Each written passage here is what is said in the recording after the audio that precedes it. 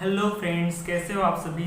उम्मीद करता हूँ आप सभी अच्छे होंगे। मैं राजू देवांगन आरडी केम क्लासेस में आपका स्वागत करता हूँ, जिसमें आप मेरे साथ पढ़ते हैं केमिस्ट्री और बेसिक केमिस्ट्री का एक ऐसा ही नया और इंटरेस्टिंग सा टॉपिक लेकर मैं आप लोगों के सामने आज फिर से हाजिर हुआ हूँ, जिसका नाम है लिमिटिंग रिएजेंट।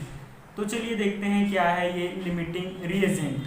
तो दोस्तों, कभी कभी क्या होता है, रिएक्शन में जो रिएक्टेंट होता है, मान लो मेरे पास दो रिएक्टेंट हैं, जिसमें से एक रिएक्टेंट जो है कम अमाउंट में है या फिर जितना मुझे चाहिए उससे कम है। तो ऐसे केसेस में क्या होता है, जो मेरा रिएक्शन है वो समय से पहले ही स्टॉप हो जाता है, क्योंकि एक रिएक्टेंट तो समय से पहले ही खत्म हो गया या कंज्यूम हो गया, राइट। तो इससे क्या होता है, मेरा प्रोडक्ट डिजायर्ड अमाउंट में नहीं बन पाता है, क्योंकि रिएक्शन तो समय से पहले ही खत्म हो गया है ना।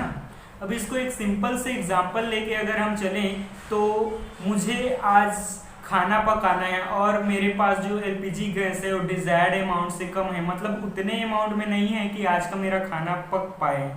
तो जैसे ही मैं खाना पकाना स्टार्ट करूंगा, वैसे ही खाना पकने से पहले जो गैस है वो खत्म हो जाएगा। तो जो मेरा खाना पकने वाला है वो कम्प्लीटली नहीं पक पाएगा।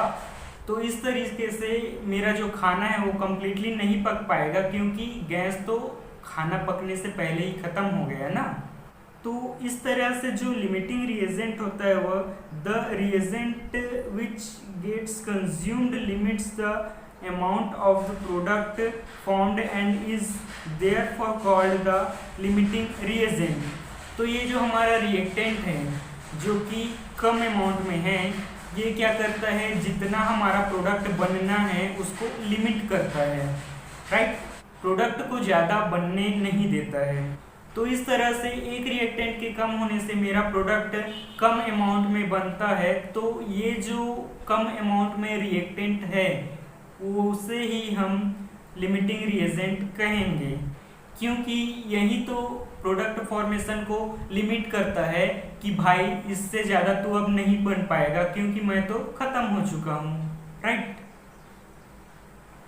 तो चलिए इसे एक एग्जांपल के थ्रू समझते हैं, जिसमें मेरे पास रिएक्टेंट ए एंड बी है और ये दोनों मिलके प्रोडक्ट सी बनाते हैं। तो ए और बी प्रोडक्ट सी बनाने के लिए डिजायर्ड अमाउंट में जो मुझे चाहिए वो है, ए मुझे 10 ग्राम चाहिए और बी मुझे 20 ग्राम चाहिए। मतलब ये डिजायर्ड अमाउंट है, इतना प्रोडक्ट सी के फॉर्मेशन के लिए चाहिए ही चाहिए। बट ये रिएक्टेंट मेरे पास कितना है, रिएक्टेंट ए मेरे पास 12 ग्राम है और रिएक्टेंट बी मेरे पास 15 ग्राम है। ये मेरे पास अभी करेंटली प्रेजेंट है। तो हम देखते हैं कि ए मुझे डिजायर्ड अमाउंट में चाहिए 10 ग्राम, बट मेरे पास 12 ग्राम है, जो कि ज़्यादा है, एक्सेस अमाउंट में है। तो इससे रिएक्शन में कोई दिक्कत नहीं होगा, कोई फर्क नहीं पड़ेगा, क्योंकि ये एक्सेस अमाउंट में है। बट वहीं अगर हम बी की बात करें तो बी मुझे चाहिए 20 ग्राम और बी मेरे पास है 15 ग्राम, जो कि डिजायर्ड अमाउंट से कम है। तो यहाँ हम देखते हैं कि ये जो बी है वो रिएक्शन को कंप्लीट नहीं होने देगा, बीच में ही रिएक्शन को स्टॉप कर देगा, और जो हमारा प्रोडक्ट है सी वो कंप्लीटली या डिजायर्ड अमाउंट में नहीं बन पाएगा। तो बच्चे लिमिटिंग रिएजेंट में यहाँ पर कंफ्यूज होते हैं। उनका ये मानना होता है कि जो कम अमाउंट में है हमारा रिएक्टेंट वही लिमिटिंग रिएजेंट होता है, बट ऐसा नहीं है। इसको आप ध्यान से समझ लीजिए कि जितना डिजायर्ड अमाउंट में रिएक्टेंट की रिक्वायरमेंट होती है किसी भी प्रोडक्ट को बनाने के लिए, उस डिजायर्ड अमाउंट से अगर कम है मेरा कोई रिएक्टेंट तो वह होगा लिमिटिंग रिएजेंट। जैसे कि यहाँ पर ए मुझे चाहिए 10 ग्राम, बट वो जो है 12 ग्राम है, तो ये तो अपने डिजायर्ड अमाउंट से ज़्यादा है। लेकिन वहीं अगर बी की बात करूँ तो बी मुझे चाहिए 20 ग्राम और वो है मेरे पास 15 ग्राम, मतलब कि कम है। तो ये जो है डिजायर्ड अमाउंट से कम होने के कारण ये जो है रिएक्शन को लिमिट करेगा, प्रोडक्ट फॉर्मेशन को लिमिट करेगा। तो इस तरह से जो रिएक्टेंट बी है वो यहाँ पर लिमिटिंग रिएजेंट होगा। ठीक इसी तरीके से वाटर का एक एग्जांपल लेके चलते हैं। और जैसा कि हम जानते हैं कि किसी भी प्रोडक्ट को बनाने के लिए रिएक्टेंट का एक फिक्स्ड रेशियो कंबाइन होना चाहिए, तभी वह प्रोडक्ट बन पाएगा। तो वाटर के फॉर्मेशन के लिए हम जानते हैं कि हाइड्रोजन का 2 एटम और ऑक्सीजन का 1 एटम्स जब कंबाइन होगा या रिएक्शन करेगा तभी वाटर का 1 मॉलिक्यूल बनेगा। तो चलिए देखते हैं, यहाँ पर जब हम हाइड्रोजन के 1 एटम को ऑक्सीजन के 1 एटम से रिएक्ट कराते हैं तो क्या H2O बन पाएगा? जी नहीं, बिल्कुल भी नहीं बन पाएगा। ठीक इसी तरीके से अगर मैं हाइड्रोजन के 2 एटम्स को ऑक्सीजन के 2 एटम्स के साथ रिएक्ट कराता हूँ तो क्या H2O दैट मीन्स वाटर बन पाएगा? जी नहीं, यहाँ भी बिल्कुल भी नहीं बन पाएगा। डिजायर्ड अमाउंट से कम होने पर या फिर ज़्यादा होने पर प्रोडक्ट नहीं बनेगा, मतलब डिजायर्ड अमाउंट में जितना चाहिए उतना ही होना चाहिए, ना तो कम ना ही ज़्यादा।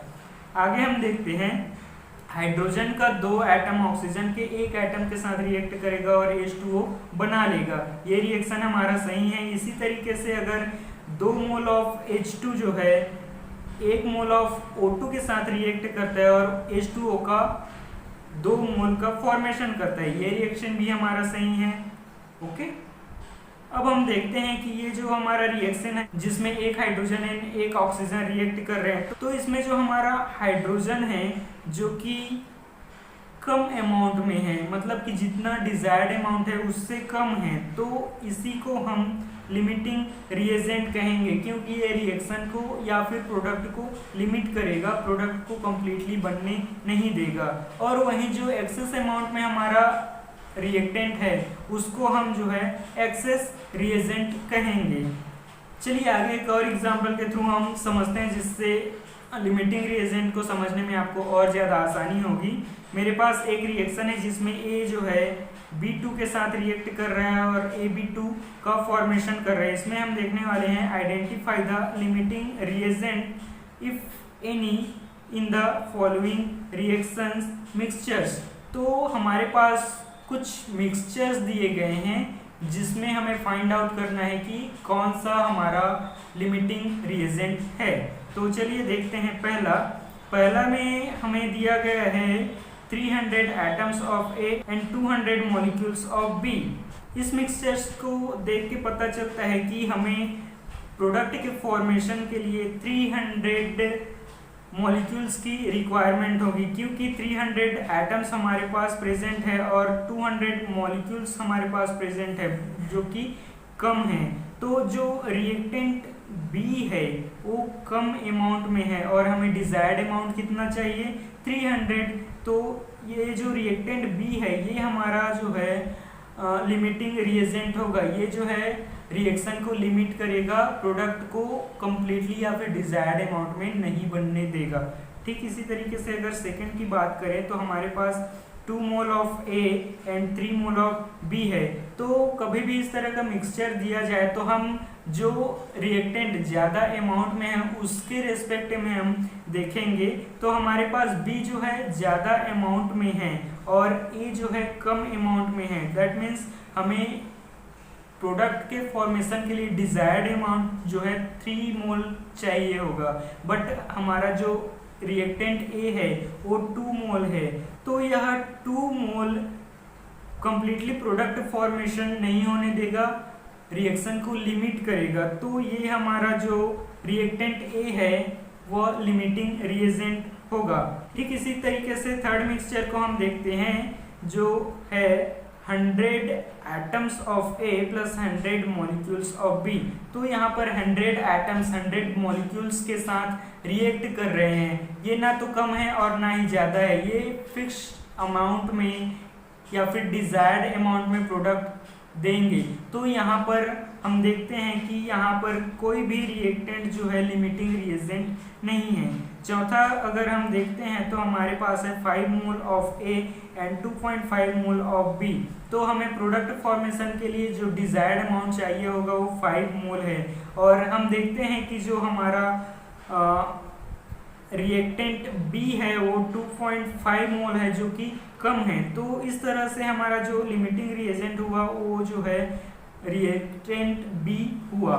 इसी तरीके से अगर हम फिफ्थ की बात करें तो मेरे पास 2.5 मोल ऑफ A है और 5 मोल ऑफ B है।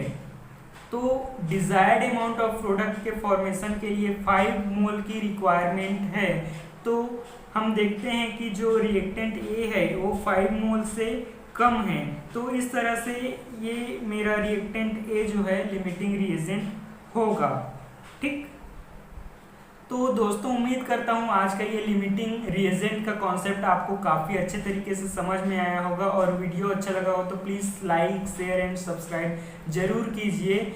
और आज का ये वीडियो आपको कैसा लगा प्लीज़ कमेंट करके ज़रूर बताइएगा। तो चलिए मिलते हैं नेक्स्ट क्लास में। Thank you, take care.